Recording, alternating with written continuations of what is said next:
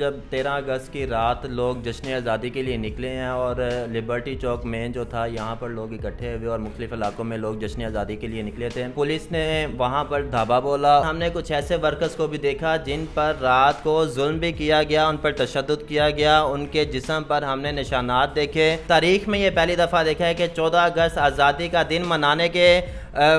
بدلے میں انہیں جو ہے وہ رات کو تشدد کیا گیا. اللہ تعالیٰ کے فضل و کرم کے ساتھ ہم نے 126 کے تمام کارکنان کو اس دن ڈسچارج کروایا تمام مختلف کچہریوں سے. جج صاحب نے اپنے ریمارکس کے اندر, آرڈرز کے اندر یہ مینشن کیا ہے کہ جو ایف آئی آر کی گئی ہے یہ بالکل جو ہے وہ غیر قانونی کی گئی ہے. ہم پہلے یہ ڈیسائیڈ کر لیں کیا پاکستان واقعی ایک جمہوری ملک ہے یا نہیں ہے. یہ عوام کے اندر ایک غصہ ہے جو اب نکل رہا ہے, اور ورنہ ہم نے کبھی ایسا نہیں دیکھا کہ 14 اگست کے دن لوگ پاکستان کے جھنڈے کے ساتھ کسی پارٹی کا جھنڈا بھی لے کے آ رہے ہوں. کہاں پر دنیا کے اندر ایسا ہوتا ہے کہ سول لوگ آتے ہیں رات کے اندر, وہ ریڈز کرتے ہیں, لوگوں کا سامان اٹھاتے ہیں, چار دیواری کا تقدس پامال کرتے ہیں اور کوئی پوچھنے والا نہیں ہے, لوگ ڈرتے ہیں. بچے کی عمر جو ہے نا وہ 19-20 سال اس کی عمر ہے, وہ اسٹوڈنٹ ہے, اور اس بچے کے جو اس کی جو یہاں پہ سامان لے جا چکے ہیں ٹھیک تقریباً 1-1.5 مہینے بعد اس کی بہن کی شادی تھی. اس دن رات کو یہ بچہ جو ہے وہ پاکستان تحریک انصاف کا جھنڈا لے کے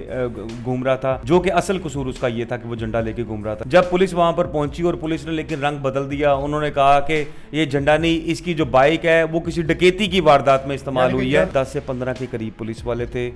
جو کہ 2 سے 3 وینز پہ تھے, اور یہ لوگ گھر کے اندر موجود تھے اپنے, اور وہاں پر یہ لوگ آئے ہیں اور تلاشی لیتے لیتے انہوں نے بعد میں جو ان کو ایک نیا سامان سارا بنا ہوا تھا ان کی جہیز کا جو سامان ان کو ملا وہ اٹھا کے لے گئے. لوگ سہمے ہوئے ہیں, لوگوں کو پچھلے 1 سال سے گھروں میں چھاپے مار کے ریڈنگ کر کے پکڑ کے دکڑ کے, تو اس لیے وہ ابھی سامنے نہیں آ رہا. بچہ جی اس ٹائم سیف کسٹڈی میں ہے اور ہم اس کی قانونی معاونت کر کے انشاءاللہ جب ہمیں اعلیٰ حکام یا کہیں پر کوئی پولیس ڈپارٹمنٹ کہے گا ہم اس کو پیش کرتے ہیں. جی السلام علیکم ناظرین, میں ہوں آپ کا میزبان ارتضیٰ بٹ. ناظرین 13 اگست کی رات کو پاکستان تحریک انصاف چیئرمین عمران خان صاحب کی جانب سے یہ پیغام آیا کہ جناب تمام ورکرز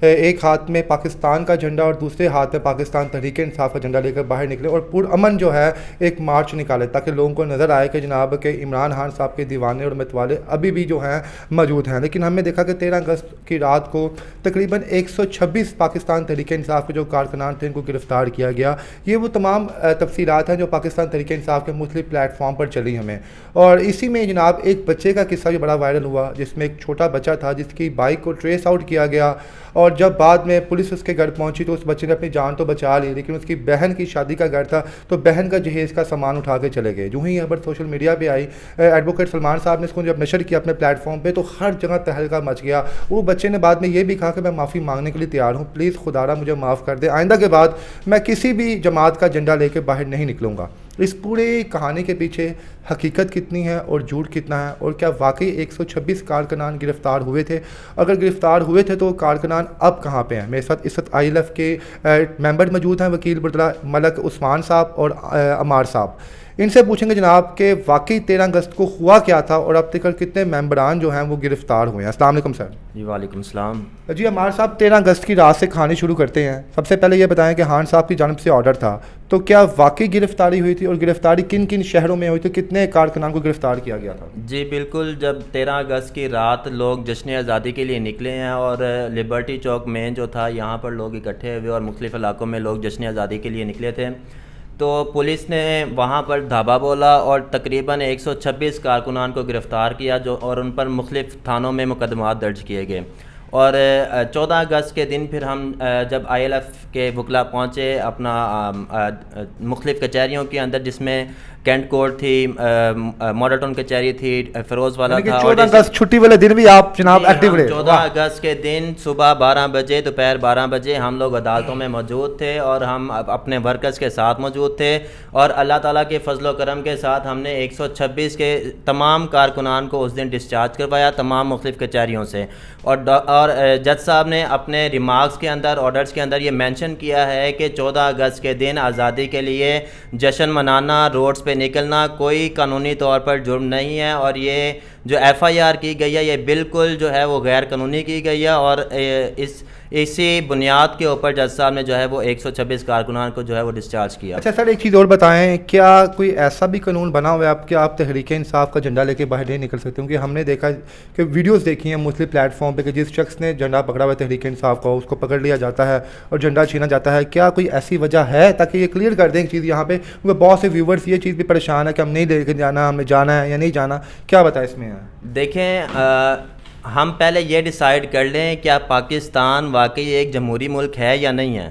اگر پاکستان ایک جمہوری ملک ہے تو یہاں پر ہر انسان کو یہ رائٹ حاصل ہے کہ وہ اپنی پسند کی پارٹی کے ساتھ ایفیلیشن رکھ سکتا ہے، چاہے وہ نون لیگ ہے، چاہے وہ پیپلز پارٹی ہے، چاہے وہ PTI ہے۔ ہم کسی کو فورسفلی تو نہیں کہہ سکتے کہ آپ فلاں پارٹی کو جو ہے وہ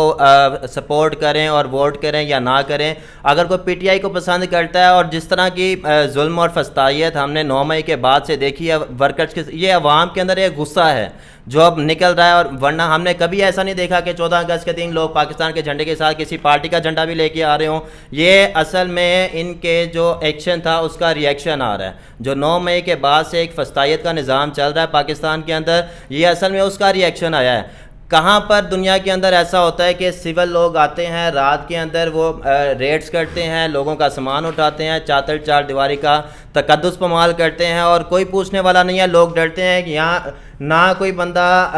پرائیویٹ کمپلینٹ کر سکتا ہے، نہ کوئی FIR درج کروا سکتا ہے۔ اگر کوئی ایسا کرتا ہے، کوئی اپنے حق کے لیے نکلتا ہے تو اس کو اٹھانے پہنچ جاتے ہیں، اس کی فیملیز کو تنگ کرتے ہیں۔ نہ ہم عورتوں کا ہم نے تکریم کا لحاظ رکھا، نہ ہم نے بزرگوں کا خیال رکھا، نہ ہم نے ایون کے بچوں کا لحاظ رکھا، ہم نے بچوں تک کو FIR سے ملوث کر دیا۔ عمار صاحب، یہی میں چیز آپ سے پوچھنا چاہ رہا ہوں، جو 126 افراد جنہوں کو گرفتار کیا گیا 13 اگست کی رات میں، ان میں خواتین کی تعداد کتنی تھی، بچے کتنے تھے اور نوجوان کتنے تھے، اور سب سے بڑی عمر کے بھی لوگ تھے بیچ میں یا نہیں؟ جی، ان میں اکثریت نوجوانوں کی تھی اور کچھ انڈر ایج تھے، 18 سے کم تھے، اور وہاں پر ہم نے کچھ ایسے ورکرز کو بھی دیکھا جن پر رات کو ظلم بھی کیا گیا، ان پر تشدد کیا گیا، ان کے جسم پر ہم نے نشانات دیکھے، اور یہ ہم نے تاریخ میں یہ پہلی دفعہ دیکھا ہے کہ 14 اگست آزادی کا دن منانے کے بدلے میں انہیں جو ہے وہ رات کو تشدد کیا گیا۔ اس طرح کا ہم نے نظام پہلے کبھی نہیں دیکھا۔ جب آپ نے ان بچوں سے پوچھا یا ان بزرگوں سے پوچھا یا نوجوانوں سے پوچھا تو وہ کیا کر رہے تھے؟ کیا کوئی گالیاں نکال رہے تھے؟ ان کے ہاتھ سے کیا چیز برآمد ہوئی تھی جس کی بنا پر ان پہ اتنا تشدد کیا؟ دیکھیں، جب ہم نے ان سے کہا کہ آپ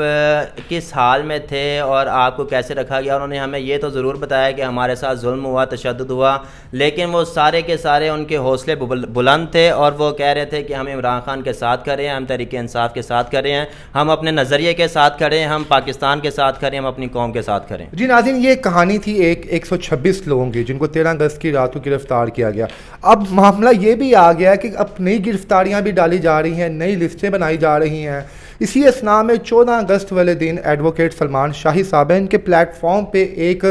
خبر لگتی ہے جناب کہ ایک بچہ ہے جو معافی مانگ رہا ہے، اور معافی بھی اس شرط پہ مانگ رہا ہے کہ جناب خدارا میری جان چھوڑ دو، میں گرفتاری دینے کے لیے تیار ہوں، میری بہن کا جہیز واپس کیا جائے۔ وہ بچہ کون ہے، وہ بچہ کہاں سے آیا، اس کی کیا غلطی تھی، یہ تمام تفصیلات ہم ملک عثمان صاحب سے پوچھیں گے۔ یہ بھی ILF ٹیم کے ممبر ہیں، اور وہ جو بچہ ہے وہ انہی کے خلقے کا ہے۔ اس بچے نے آ کے ان کے پاس کمپلین رکھائی کہ پلیز میری آواز بنے۔ اب اس کہانی کا اصل مدعا کیا ہے؟ کیا واقعی وہ بچے سے کوئی چیز برآمد ہوئی تھی جس کی بنا پہ پولیس اس کے گھر میں ریڈ مارنے کے لیے آئی تھی، یا اصل وجہ کچھ اور ہے؟ السلام علیکم سر۔ جی وعلیکم السلام۔ جی عثمان صاحب، وہ خبر نے تہلکہ مچا دیا، ہزاروں کی تعداد میں شیئرنگ ہوئی اس خبر کی کہ جناب بچے اب معافیاں مانگ رہے ہیں کہ خدارا ہم گرفتاری کرنے کے لیے تیار ہیں، آئندہ کے بعد کوئی جھنڈا نہیں اٹھائیں گے۔ وہ بچے کے ساتھ کیا کہانی پیش آئی اور کس طرح جناب پولیس اس کے گھر پہنچی؟ بیسیکلی اس بچے کا نہ تو ہمیں ان کی فیملی کی طرف سے اجازت ہے کہ ہم ان کا نام ڈسکلوز کریں اور نہ ان کی فیملی کو ڈسکلوز کریں، یہ بڑی کانفیڈینشیل سی چیزیں ہیں، کیونکہ اگر ہم ڈسکلوز کریں گے تو اس کے بعد پھر ہمیں خدشہ ہے کہ ان کی فیملی کو ڈسٹرب کیا جائے گا، اس کے گھر میں ریڈ کی جائیں گی، ان کو تنگ کیا جائے گا۔ بچے کی عمر جو ہے نا وہ 19-20 سال اس کی عمر ہے، اسٹوڈنٹ ہے، اس کی 19-20 سال عمر ہے، اور اس بچے کے جو یہاں پہ سامان لے جا چکے ہیں، ठीक तकरीबन 1-1.5 महीने बाद उसकी बहन की शादी थी। पुलिस वाले आए हैं आपके मुताबिक या उस बच्चे के मुताबिक, वो पुलिस वाले कितनी तादाद में आए हैं और उस बच्चे को गिरफ्तार करने के लिए आए थे? घर वालों को क्या कहा कि कुछ ना कुछ तो कम्युनिकेशन हमें जो उनकी फैमिली ने बताया, जो उन्होंने डिस्क्लोज किया, उन्होंने ये बताया कि तकरीबन कुछ 10 से 15 के करीब पुलिस वाले थे जो कि 2 से 3 वैन्स पे थे और ये लोग घर के अंदर मौजूद थे अपने, और वहाँ पर ये लोग आए हैं और आके उन्होंने बच्चे का नाम लेके पता किया है कि ये बच्चा कहाँ है। तो जब उनके वालिदैन ने पूछा कि क्या वजह जी, क्या रीज़न, आप किस लिए आए हैं, हमारा बच्चा तो स्टूडेंट है, उसने तो कोई इस तरह का काम नहीं किया, तो फिर उन्होंने ज़बरदस्ती जो है उनके घर की सारी तलाशी ली और तलाशी लेते लेते उन्होंने बाद में जो उनको एक नया सामान सारा बना हुआ था उनकी जहेज़ का नया जब सामान बना, उनकी आंखें देख के खुल गई कि ये नया सामान है, ये किस लिए है, कहाँ पर एक गरीब सा घर है जहाँ पर इतना नया सामान पड़ा हुआ है। उन्होंने बिल्कुल कोई पूछे किसे बगैर, कोई कांस्टेबल थे, कोई मुलाजिम थे, कोई कुछ थे, उनकी फैमिली के मुताबिक उन्होंने कहा कि जी हम उनके नाम नहीं हमें पता चल सका क्योंकि रात का अंधेरा था कुछ, तो वो आए हैं और आके सामान यूनिफॉर्म था, जो सामान समून उनको मिला वो उठा के ले गए। तो सामान वापस किया बाद में उन्होंने? अभी तक तो उनकी तो दरख्वास्त ही ये है कि जो हमारे पास आए उन्होंने कहा कि आप प्लीज़ हमारी आवाज़ बने और आवाज़ बन के हमारी आवाज़ उठाएं ताकि हमारे सामान जहेज वापस मिल सके। बच्चे ने जब आपसे रब्ता किया तो उसने क्या बताया आपको कि मेरे पीछे क्यों पड़े हैं? उनकी फैमिली ने क्यों पड़े हुए उनके पीछे? उन्होंने कहा कि जी हमारा जो है वो पता ये चला कि जी सेफ सिटी से कहीं पर उनके कैमरे की, उनके बाइक की जो है ना फुटेज आ चुकी हैं और उस फुटेज के जरिए जो है ना उसकी बाइक क्योंकि उसके नाम पे थी इसलिए उसको ट्रेस आउट कर रहे हैं कि आपकी पे वो क्या चीज़ हो रही थी। जैसे सबको पता है 126 लोग जो गिरफ्तार हुए उनका कसूर क्या था, उनकी वजह क्या थी? उनका सिर्फ कसूर ये था कि उन्होंने पाकिस्तान तहरीक इंसाफ का झंडा उठाया था। तो इस बच्चे ने भी यही झंडा ही उठाया हुआ था? डेफिनेटली और तो पूरा पाकिस्तान झंडा उठा के फिर रहा है इस टाइम। आप 1-2 लोगों को रोक के या 126 लोगों को पकड़ के ये तो नहीं साबित कर सकते कि आपने पूरे पाकिस्तान को रोक लिया है। अच्छा उस्मान भाई, आप कह रहे हैं जनाब वो बाइक उनकी लिबर्टी में मौजूद थी 13 और 14 की रात को, वहाँ से लोकेशन क्यों ट्रेस की? इससे पहले तो 126 लोगों को गिरफ्तार किया है, जब 126 लोगों को डायरेक्ट गिरफ्तार कर लिया तो फिर लोकेशन ट्रेस आउट करने के मामले क्यों शुरू हुए हैं? देखें जी, पहले तो जब उस दिन रात को ये बच्चा जो है वो पाकिस्तान तहरीक इंसाफ का झंडा लेके घूम रहा था, जो कि असल कसूर उसका ये था कि वो झंडा लेके घूम रहा था, लेकिन जब पुलिस वहाँ पर पहुँची और पुलिस ने लेकिन रंग बदल दिया, उन्होंने कहा कि ये झंडा नहीं, इसकी जो बाइक है वो किसी डकैती की वारदात में इस्तेमाल हुई है। वो आपकी खबर सर्कुलेट हुई सोशल मीडिया के ऊपर, उसके बाद कहानी